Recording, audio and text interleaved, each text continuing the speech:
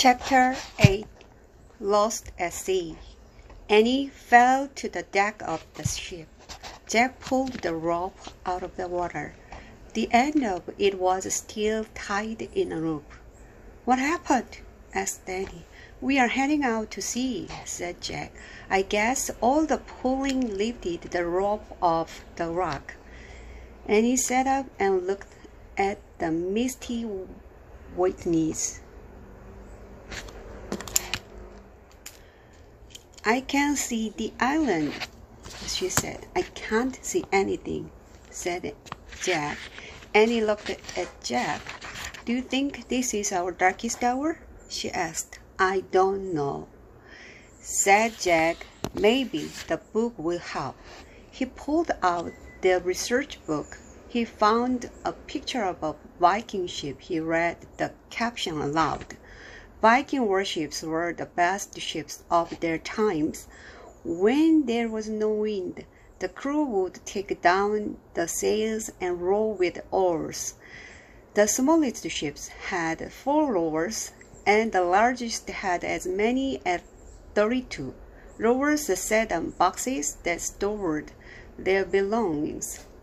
"Great," said Annie, jumping up. "This isn't our darkest hour." "Why do you say that?" asked Jack. "There's still hope," said Annie. "We can row to the other side of the island and find the treehouse." "Are you nuts?" said Jack. "Please, Jack," said Annie. "Can you just try?" She grabbed one of the oars. She could barely lift it. "Forget it, Annie," said Jack. "It takes 4 big Viking guys to row this thing." "You are too little. I'm too little." "Come on, Jack, just try," said Annie. "You get an oar too. We'll see the boxes across from each other." "Oh, brother," said Jack.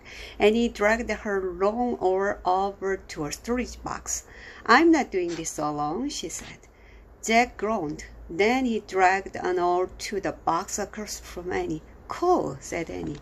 She peered into a storage box. "Look, one for each of us." She lifted out 2 small Viking helmets. "Maybe these were made for Viking kids who sometimes ride in this ship," said Annie. "Maybe," said Jack. He hadn't thought of Vikings as real people before, people with families, little kids. Annie pulled off her scarf and put a helmet on her head. "Now I feel like a Viking too," she said. "I bet it will help me row." She handed Jack a helmet. He put it on. It made him feel a little different. "I don't know about this," he said. The helmet wasn't as heavy as the one he had worn in the time of castles, but it was still pretty heavy. "Well, I'm braver with mine on," said Annie. Jack smiled. He didn't know how Annie could be braver than she already was. "Ready to row?" she asked. "Yep," said Jack. He was feeling braver himself. The wind picked up as Jack lifted his heavy oar over the side of the ship. He lowered it into the water, but the current was so strong that the oar was ripped from his hands. Jack fell over backward as his oar slipped into the sea. "I lost my oar," Annie yelled. Jack looked up as the rain started to fall. The sky was black. A gush of sweat poured over the side of the ship. "Brrr," said Annie as she tried to stand. The black sky shook with thunder and flashed with lightning. Jack crawled to the side of the ship and pulled himself up. Another huge wave was coming right toward them.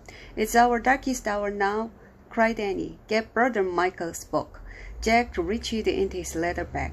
He pulled out the jeweled book and held it up. "Save a story," he cried. He looked at the sea again. What he saw made him scream. Rising from the oncoming wave was a giant sea serpent.